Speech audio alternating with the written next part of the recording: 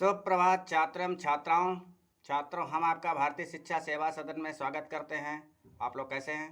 आशा करते हैं आप सब लोग कुशल पूर्वक होंगे। आप माता पिता भाई बहन परिवार के साथ आनंद पूर्वक रह रहे होंगे। छात्रों, आज हम संस्कृत कक्षा 10 गद्य भारती आदि शंकराचार्य नामक पाठ का अध्ययन करेंगे। इस पाठ में वेद मत के या सनातन धर्म के संस्थापक आदि गुरु शंकराचार्य की जीवन चरित्र का वर्णन किया गया है। उनका जन्म कहाँ हुआ, कैसे हुआ, उनके पिता माता और उन्होंने ज्ञान कैसे प्राप्त किया, किस किस को शास्त्रार्थ में पराजित किया, कैसे किया, उनका क्या मत है, क्या विचार है, क्या सिद्धांत हैं, इस विषय की चर्चा इस पाठ में की गई। कहाँ कहाँ पर उन्होंने अपने मठों की स्थापना किया, इस विषय में इसमें विस्तृत चर्चा की गई है इस पाठ में। देखिए इसको।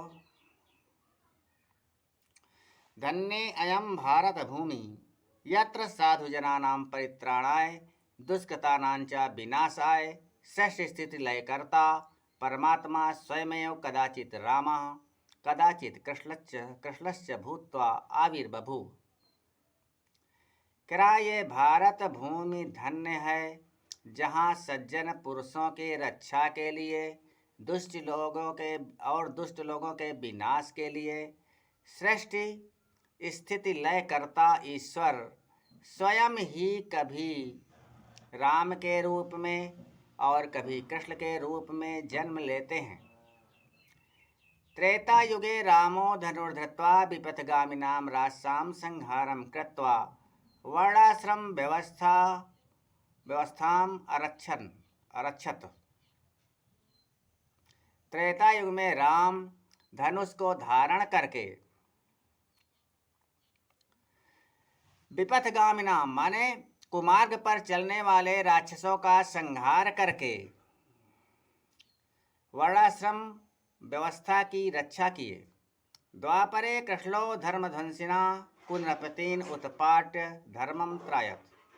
द्वापर युग में कृष्ण धर्म का विनाश करने वाले बुरे राजाओं को नष्ट करके धर्म की रक्षा किया।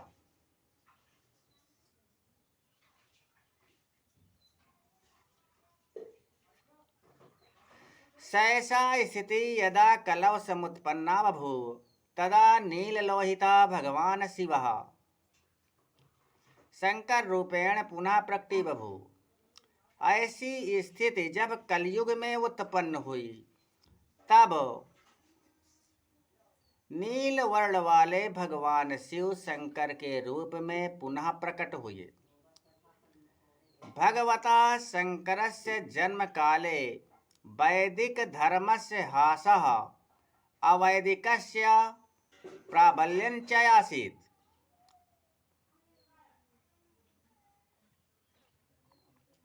कहते हैं भगवान शंकर के जन्म के समय वैदिक धर्म का ह्रास हो रहा था और अवैदिक धर्मों की प्रबलता थी। अशोक आदि नृपतीनां राजबलम् आश्रित्य पंडितं मन्या सांप्रदायिकाः वेदमूलं धर्मं तिरस्चक्रुः। अशोक आदि राजाओं के राजबल का आश्रय लेकर पंडित मानने वाले सांप्रदायिक लोग मूल धर्म वेद का तिरस्कार करते थे। लोक जीवनम अंधतमिस्त्रायां तस्यां मुहुर्मुहुर्मुह्यमानं क्षणमपि शरमं न लेभे। लोक जीवन में अंधकार से घिरे हुए वे धर्म को बार बार देखते हुए भी क्षण भर के लिए शर्मिंदा नहीं होते थे। तस्यां विषम स्थितौ भगवान शंकरः प्रचंड भास्करी उदीयाय देशव्यापी मोह मालिन्यम उज्झित्वा वैदिक धर्मस्य पुनः प्रतिष्ठां चकार। उस विषम स्थिति में भगवान शंकर तीक्ष्ण सूर्य की भांति उदय होकर देश में फैले हुए मोह और मालिन्य से उलझे हुए वैदिक धर्म की पुनः प्रतिष्ठा किया। शंकरा केरल प्रदेशे मालावार प्रान्ते पूर्णाख्यायाः नद्यास्तटे स्थिता सलग्रामे 88 अधिके सप्तशततमे ईस्वीयाब्दे नम्बूद्रकुले जन्म लेभे।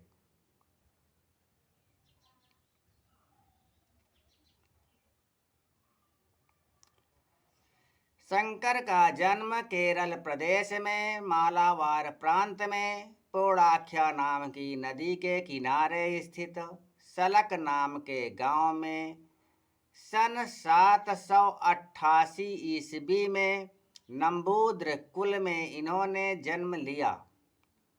तस्य पितुर्नाम शिवगुरुरासीत्, उनके पिता का नाम शिवगुरु था।